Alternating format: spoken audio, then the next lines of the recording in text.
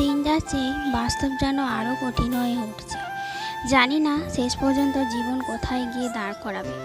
কথাগুলো হয়তো কঠিন শোনাচ্ছে বা কবি কবি শোনাচ্ছে, কিন্তু কি বলতো, যবে থেকে আমার এই রোগটা ধরা পড়েছে ফ্যাটি লিভার, তবে থেকেই জীবনটা পাল্টে গেছে। কারণ এই লিভারটা হয়তো অনেকেই ভাবছো যে এটা তেমন কিছু নয়, কিন্তু যদি আমি নিয়মের মধ্যে না থাকি তাহলে কিন্তু এটা বড় আকার ধারণ করবে। তাই চেষ্টা করছি যে একটা নিয়মের মধ্যে থাকার। তো প্রথমেই দেখো, যতটা আমি সময় দিতে পারবো আর কি আমার নিজের উপর, তত নিজেরই ভালো। আর যেহেতু আমি একটু হেলদি, তার জন্য সমস্যাটা আরও বেশি। তো সেই জন্যে আর কি চেষ্টা করছি একটু ব্যায়াম ট্যায়াম করার। শ্বশুর বাড়িতে ওইসব মানে ভালো লাগে না, এনার্জিও থাকে না। তবে আমি চেষ্টা করব যে এইগুলোকে একটা অভ্যাসে পরিণত করা। যে কোনো জিনিস দেখবে তোমরা, যে কোনো জিনিস প্রথম অসুবিধা হয়। এই যেমন আমার কথাই বলছি, হোমিওপ্যাথি যখন ওষুধ খেতাম ভুলেই যেতাম। প্রত্যেক দিন সকালে ধরো হাসি মুখে খাওয়া, ভুলেই যেতাম। কিন্তু সেটা খেতে খেতে এমন একটা অভ্যাসে পরিণত হয়ে গেছে, যখন সেই ওষুধটা গ্যাপ থাকে তখন মনে হয় যেন কি একটা করলাম না। তাই ভাবছি যে যেগুলো আমি করব বলে ঠিক করেছি সেগুলো করবই এবং একটা অভ্যাসে পরিণত করব। তাহলে হয়তো নিজের ক্ষতি থেকে নিজেই কিছুটা বাঁচতে পারবো। আর যত দিন যাবে তত তো চলার পথটা কঠিনই হবে। তো কিছু করার নেই, এটাই সত্য, মেনে নিতেও হবে।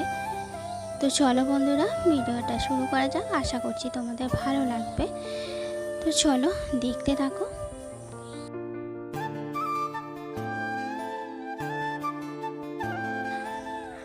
আমি কি বলতো, বেশিরভাগ সন্ধ্যাবেলাতেই ভয়েসটা দিই ঘরেতে, কিন্তু এখানে যেহেতু শোরগোল, সন্ধ্যাবেলা ভয়েস দিতে পারছি না, তাই একটু ভোরবেলাতেই ভয়েসটা উঠে দিচ্ছি।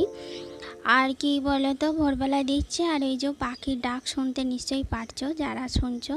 যদি অসুবিধা হয় একটু ইগনোর করো, কিছু করার নেই আমার, কারণ আমি এরপর আমি ভয়েসটা দিতে পারবো না। কারণ বাড়িতে বঞ্জি রয়েছে, সবসময় চিৎকার চেঁচামেচি এইসবই চলছে। তো সেই জন্যে আমাকে এখনই ভয়েসটা দিতেই হবে, কিছু করার নেই।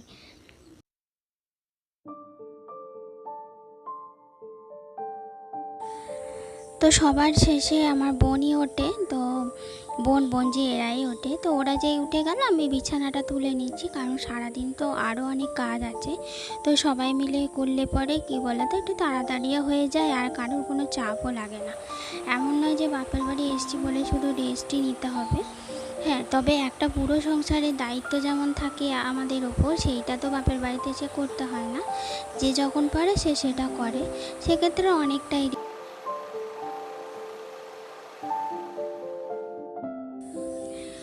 তো এরপর দেখো, কিছু কিছু জিনিস যেগুলো ডাস্টিং না করলেই নয়। তো সেক্ষেত্রে এই ফ্যানটা ধুলো জমলে আমার নষ্ট হয়ে যাবে, আর এতে মানে এত গরমে এটা ভীষণই কাজের জিনিস। আর এর হাওয়াটা প্রচণ্ড ঠান্ডা, তাই ভীষণ ভালো লাগে। আর সিলিং ফ্যান দেখবে যাদের একতলা ছাদ, সিলিং ফ্যানের হাওয়া এতটাই গরম সহ্য করা যায় না। সেক্ষেত্রে এই টেবিল ফ্যান, এই ধরনের ফ্যানগুলো কিন্তু বেশ কাজে লাগে। তাই মাকে বলি যে এইসব জিনিস কিন্তু খুব যত্নে রাখবে। আর এই যে জানলার কাঁচগুলো, এগুলো দেখতে ভালো লাগলেও কি হবে, এটাকে মেনটেন করা, পরিষ্কার রাখা কিন্তু অনেকটাই চাপের। আর এইসব করতে কিন্তু অনেকটা সময়ও চলে যায়। তাই সকালবেলা উঠে এইসব কাজকর্মগুলো আমিই করছি। আর বোন তো উঠেছে 9টায়, এরপরও উঠে খেয়ে মুড়ি খাবারটা করবে, আর আমি ততক্ষণ এই কাজগুলো করব। আর মায়েরও কাজ আছে, টুকটাক ঠাকুর আছে, এইসব বিছানা তোলা, দুটো ঘর যেহেতু, সেই ঘরটা মা করছে। তো যাই হোক, মিলিয়ে গুছিয়ে এইভাবেই কিন্তু আমরা কাজকর্মগুলো করে থাকি। আর এবারেও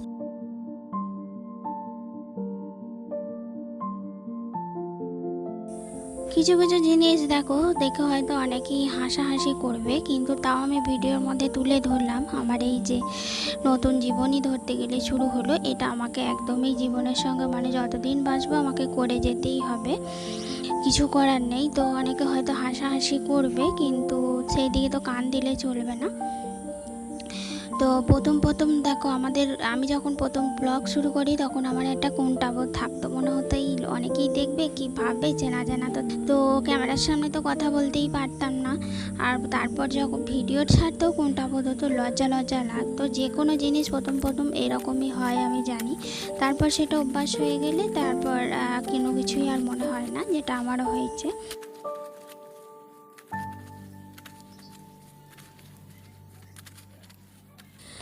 যাক, এখন অনেকটাই বেলা হয়ে গেছে, তো ওদের স্নান করিয়ে জামা কাপড়গুলো একটু কেচে দিচ্ছি। আর বাচ্চাদের জামা প্যান্ট প্রতিদিন একটু সার্ফ বা সাবানে ধুয়ে দেওয়াই উচিত। তো আমি যেটা করি, আজ পর্যন্ত আমার ছেলে বড় হয়ে গেছে, কিন্তু কি বলতো, যখনই ও স্নান করে ওর জামা কাপড় কিন্তু আমি এমনি জলে কাচি না, একটু হলেও সার্ফের জলে ডুবিয়ে দিই। তাহলে সেই জামাটা, যেহেতু বাচ্চা মানুষ খেলাধুলা করে, অনেক জীবাণু থাকে, আর সুদল ডেটল এগুলো যেহেতু দিই না, তার জন্য একটু সাবান বা সার্ফ দেওয়ার চেষ্টা করি। তো চলো, রোদ কিন্তু আজকে প্রচুর উঠেছে, গরমও করছে। তো এটা হয়ে গেলে এবার করবো স্নান। তো চলো, আবার পরে দেখা হবে।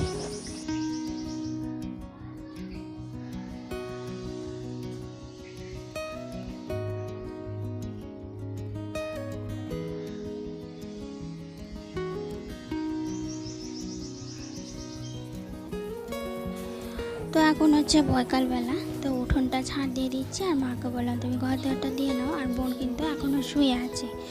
আসলে ওর একটু এখানে এসে অসুবিধাই হচ্ছে। সত্যি কথা বলতে তোমরা হয়তো অন্যভাবে নেবে, ওর ওখানে এসিতে থাকে, তো যারা এসিতে অভ্যস্ত তারা কিন্তু এই গরমটা নিতে পারবে না।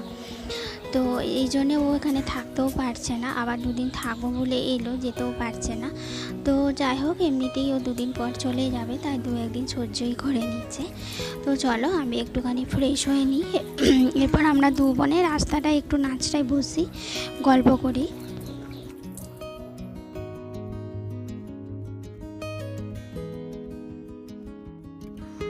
আর এই যে এখানে সেই যে একসাথে সময় মানে কাটানোর সময়গুলো ওখানে গিয়ে খুব মিস করি। বৈকালবেলা হলেই ওখানে কাজে ব্যস্ত হয়ে পড়ি, আর এখানে থাকলে তো গল্প টল্প করি। আর ভাবি যে ওখানে যখন থাকতাম দুজনে গল্প করতাম, সন্ধ্যাবেলায় খেতে যখনই খেতে বসতাম, দুপুরে একসাথে খেতে বসা, এগুলো সব কিন্তু ওখানে খুব তখন মনে হয় আবার কবে যাবো, বলতে থাকি পর যাবো। তো কী বলতো, যেহেতু ভাই নেই, যতদিন মা বাবা আছে ততদিনই এই বাপের বাড়িটাকে আর কি মানে আসা যাওয়া, তারপর তো হয়েই গেল। আর এটা হচ্ছে আমাদের বাঁ দিকের রাস্তা, আর এই দিকটা হচ্ছে ডান দিকের রাস্তা। তো চলো, এখন বোন আসেনি, ও রেডি হচ্ছে, এবার দুজনে বসবো। তো ব্লগটা এখানেই এন্ড করে দিচ্ছি। ভালো লাগলে লাইক দিও। আজকের মতো টাটা।